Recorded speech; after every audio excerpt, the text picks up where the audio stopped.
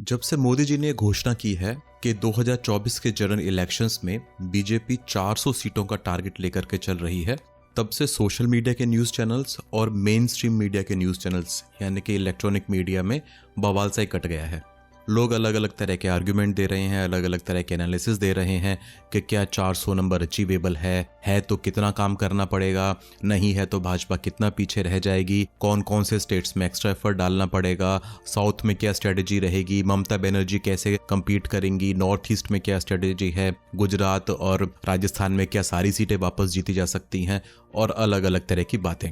कई कई घंटे के प्रोग्राम बना दिए गए हैं, लोग अलग अलग तरह से इसके ऊपर आर्ग्यूमेंट दे रहे हैं, शोज में लड़ाई हो रही है, और इन तमाम बातों के बीच में लोग ये समझ ही नहीं पा रहे हैं कि मोदी जी ने कितनी खूबसूरती से अपना आर्ग्यूमेंट पिच कर दिया है और सब लोग उसी पिच पर खेल रहे हैं। और ये मोदी जी की खासियत है। मेरे ख्याल से हाल फिलहाल में सिर्फ एक यूपी का जो इलेक्शन 2022 में हुआ था उसको छोड़ दिया जाए तो लगभग सभी इलेक्शन मोदी जी की पिच पर लड़े गए हैं। 2022 यूपी इलेक्शंस में अखिलेश यादव ने बड़ी खूबसूरती से बीजेपी की पिच से अलग हटके अपने लिए एक इलेक्शन लड़ा था। उसके अलावा बाकी सारे इलेक्शंस और खासकर वो इलेक्शंस जहां पर बीजेपी और कांग्रेस आमने सामने है, वहां बीजेपी अपना ही नैरेटिव खड़ा करती है और कांग्रेस एक बार भी उस नैरेटिव को काउंटर करने में सफल नहीं हो पाई है। और ऐसा लगता है कि 2024 का जो जनरल इलेक्शन रहेगा वहां भी लगभग यही स्थिति रहने वाली है। लेकिन इस 400 नंबर का जो आर्ग्यूमेंट प्रेजेंट किया है या एक नोशन दिया है मोदी जी ने, इसके पीछे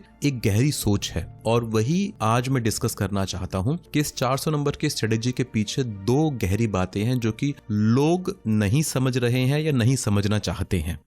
तो आइए पहले इन दो पॉइंट्स को डिस्कस करते हैं। सबसे पहला पॉइंट है कि 400 का नंबर क्यों चुना गया।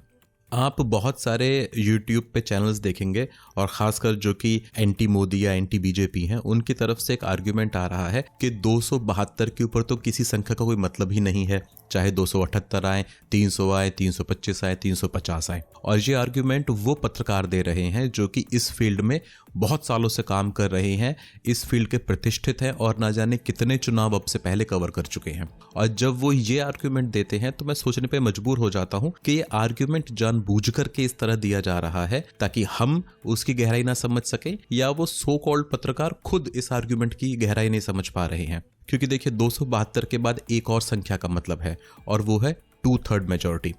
2/3 मेजॉरिटी क्यों जरूरी है? सिंपल मेजॉरिटी एक पार्टी या एक गठबंधन को अधिकार देती है सरकार चलाने का, लेकिन 2/3 मेजॉरिटी उसी गठबंधन या उसी एक पार्टी को यह अधिकार दे देती है कि वो सरकार चलाने के साथ साथ संविधान के अंदर अगर कोई मूलभूत बदलाव करने हैं तो वो कर सकती है। और जैसा हम जानते हैं मोदी जी की हिस्ट्री अभी तक जो रही है, उन्होंने अपने सारे प्रोमिसेस पूरे किए हैं जो कि उनके आइडियोलॉजिकल एजेंडा को मीट करते हैं।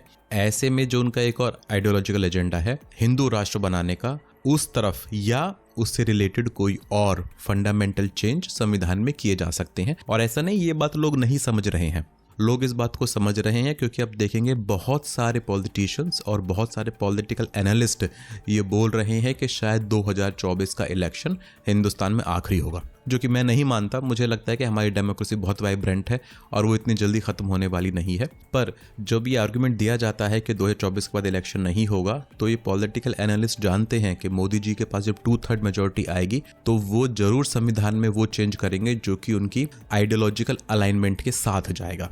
अब वो कुछ भी हो सकता है, उसे मैं गैस नहीं कर सकता, मोदी जी बहुत अनप्रेडिक्टेबल है। लेकिन मैं यहाँ ये कहना चाहता हूँ कि 400 के नंबर की एक सिग्निफिकेंस है।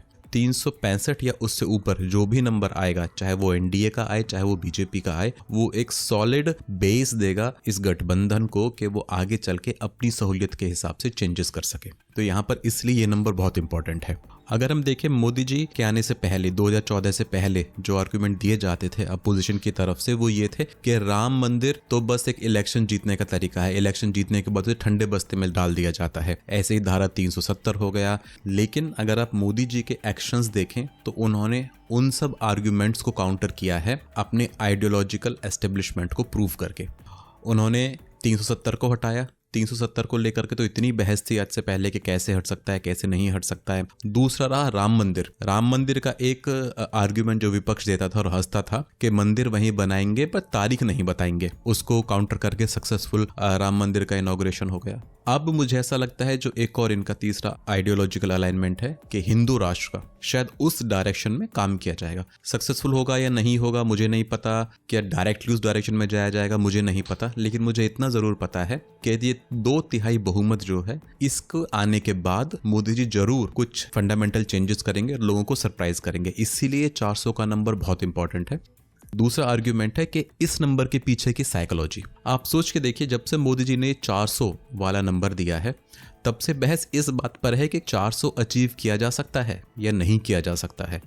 और 400 को अचीव करने के लिए वो नॉर्थ साउथ का पॉलिटिकल डिवाइड की बात होती है। साउथ में तो बीजेपी है ही नहीं, कितना पेनिट्रेट कर पाएगी, तमिलनाडु में क्या रहेगा, केरल में क्या रहेगा, तेलंगाना में कैसी परफॉर्मेंस होगी, और अलग अलग तरह की सारी बातें। लेकिन इस सब के बीच में अब देखिए, मोदी जी ने रेस ही वहां से शुरू की है जो कि फिनिश लाइन है। कोई 272 के नंबर की बात नहीं कर रहा है। हर कोई जान रहा है कि 272 का नंबर तो आ ही जाएगा। यानी कि रेस जहां से शुरू होनी थी कि क्या बहुमत हासिल किया जा सकता है और उसके बाद क्या 2/3 मेजोरिटी पे जाया जा सकता है, बहस ही इस बात पे शुरू है कि 2/3 जाया जा सकता है या नहीं जाया जा सकता है। यानी रेस की सीटी बजने से पहले ही मोदी जी फिनिश लाइन के पार खड़े हैं। राहुल गांधी जी का जहां तक पहुंचने का मंशा है, टारगेट है, मोदी जी उसके आगे से दौड़ना शुरू करेंगे। तो इस पूरे नंबर ने एक साइकोलॉजिकल फ्रेमवर्क ही चेंज कर दिया है और एक महारत है मोदी जी की। आप देखिए, जैसा मैंने पहले भी कहा, उन्होंने विपक्ष को पिछले 10 सालों में कोई नैरेटिव सेट नहीं करने दिया है। वो हर बार ऐसा अनएक्सपेक्टेड गेम चल जाते हैं कि विपक्ष धरा रह जाता है। और मोदी जी ने जितनी चालाकी से अभी अपने नए साथी चुने हैं, चाहे वो आरएलडी हो, चाहे वो नीतीश कुमार हो, चाहे वो जनता दल हो कर्नाटक में, उन्होंने जिस चालाकी से एक नया कुनबा इकट्ठा किया है और अपने अपने बैलेंस में लोगों को लेकर के आए हैं, वो ये साफ दिखा रहा है कि अपने टारगेट के लिए कितने कटिबद्ध, कितने डिटरमाइंड है मोदी जी। एक और बात आप सुनेंगे आजकल सोशल मीडिया आर्ग्यूमेंट्स में आ रहा है कि अगर मोदी जी 400 नंबर के लिए इतने ही आश्वस्त हैं, इतने ही उनको कॉन्फिडेंस है, तो नीतीश कुमार को लाने की क्या जरूरत थी। मैं कहता हूं आर्गुमेंट इसका उल्टा है। नीतीश कुमार जी को लाने का पर्पस ये नहीं है कि मोदी जी वीक फील कर रहे थे। नीतीश कुमार को लाने का मतलब ये है कि मोदी जी श्योर कर लेना चाहते हैं कि मैं उस नंबर को अचीव करूं। और आप ये देखेंगे कि मोदी जी का काम करने का तरीका भी ऐसा ही रहा है। वो सिर्फ जीत सुनिश्चित नहीं करना चाहते हैं, वो उसको हमेशा स्ट्रेच करते हैं।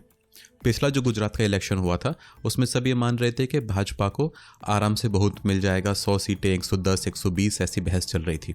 लेकिन जब रिजल्ट आया तो आज तक का सबसे बड़ा मैंडेट बीजेपी को मिला, 2/3 से भी ऊपर। किसी ने इस बात को एक्सपेक्ट नहीं किया था। और आप देखिए, गुजरात इलेक्शन के टाइम में मोदी जी और अमित शाह ने कितनी रैलियां की थी। वहां पर वो फ्रेम जहां बोला जा रहा है कि भाजपा इलेक्शन जीत जाएगी, उस फ्रेम के ऊपर भी वो इतना काम कर रहे हैं कि सिर्फ जीत ही नहीं रहे हैं, उस जीत को और स्ट्रेच कर रहे हैं। इस तरह की जीत जो होती है ये अपने वर्कर्स को तो कॉन्फिडेंस देती ही हैं, ये अपोजिशन के कॉन्फिडेंस को तोड़ देती हैं। और जब ये ऐसा होता है तो मुझे लगभग वही झलक दिखाई देती है जो अर्ली 2000s में ऑस्ट्रेलियन क्रिकेट टीम के साथ थी। खासकर टेस्ट मैचेस में ऑस्ट्रेलिया मेक श्योर करता था कि वो अपोजिशन को सिर्फ हराए नहीं, उनको पस्त कर दे। अगर आप देखेंगे लगभग 1997-98 से लेके 2010-11-12 के बीच में ऑस्ट्रेलिया ने अपने घर में जितने मैच जीते उनमें ज़्यादातर बहुत बड़े अंतर से हुआ करते थे। इंडिया ही इसका एक अपवाद रहा है, इंडिया ने बीच में कई बार उनको चैलेंज किया है, लेकिन बाकी जीतें उनकी भयंकर मार्जिन से रही हैं। यही मोदी जी की खासियत है, वो हर एक इलेक्शन ऐसे जीतना चाहते हैं कि जिससे वो अपोजिशन को मेंटली नेस्तो नाबूद कर दें, बिल्कुल उनको शैटर्ड कर दें। अभी जो इलेक्शन रिजल्ट आए हैं जिसमें राजस्थान, मध्य प्रदेश, छत्तीसगढ़, तेलंगाना, इन इलेक्शन रिजल्ट्स में आपको क्या पैटर्न देखने को मिल रहा है। मोदी जी ने सिर्फ इलेक्शन नहीं जीता, बीजेपी ने सिर्फ इलेक्शन नहीं जीता है, उन्होंने कांग्रेस के हौसलों को पस्त किया है। 2024 के जनरल इलेक्शन से पहले अनएक्सपेक्टेड हार मिलना कांग्रेस के लिए सबसे बड़ा प्रॉब्लम ये देगा कि ग्राउंड लेवल पे जो उनके वर्कर हैं उनका कॉन्फिडेंस हिलता है। तो ऐसे में मुझे लगता है कि मोदी जी अपनी तरफ से भरसक कोशिश करेंगे कि वो इस 400 के आंकड़े को प्राप्त करें, अकेले करें या गठबंधन के साथ करें, वो उनकी स्ट्रेटजी है। पर मेरे ख्याल से उनकी डिटर्मिनेशन हमेशा की तरह पूरी रहेगी। आखिर में तो जब हमारे वोटिंग मशीन्स खुलेंगी, उसमें जो रिजल्ट आएगा वो सर माथे पर सबको करना होगा, करना भी चाहिए, वही डेमोक्रेसी की खूबसूरती है। उसके बाद ही समझ में आएगा कि नंबर आखिरी क्या रहे, क्योंकि जब लोगों के हाथ में ताकत होती है तो वो एक ही लिमिट तक मैनिपुलेट या ऑप्रेस की जा सकती है। अभी पाकिस्तान में जो इलेक्शन हुआ उसमें दिखा दिया कि आर्मी ने भरसक कोशिश की इलेक्शंस को मैनिपुलेट करने की, लेकिन लोगों ने जब निकल करके वोट किया इमरान खान के समर्थित इंडिपेंडेंट्स के फेवर में, तो उसने पूरे ही गेम को बदल दिया। कोई भी बड़ी पार्टी मेजोरिटी नहीं ले पाई। अगर आप वैसे भी देखें तो सबसे बड़ा सेक्शन पीटीआई ही बन करके उभरा, जो कि इमरान खान की पार्टी थी या उसे समर्थित इंडिपेंडेंट थे। पार्टी को तो खत्म कर दिया गया था। ऐसे में ये सबको अपने दिमाग में रखना चाहिए, और ये सब बड़े पॉलिटिशियंस जानते भी हैं कि डेमोक्रेसी में लोगों की ताकत को अंडर एस्टिमेट नहीं किया जा सकता। तो मेरा मानना यह है कि जैसा मैंने कहा, मोदी जी की तरफ से पूरी मेहनत रहेगी। देखते हैं कि विपक्ष इसको कितना काउंटर कर पाएगा।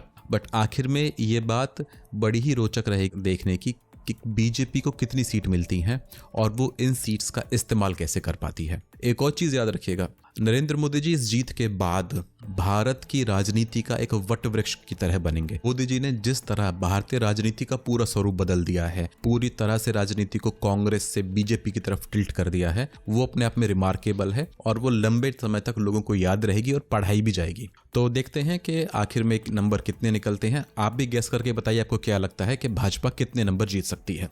जल्द मिलते हैं एक नए वीडियो के साथ। Thank you.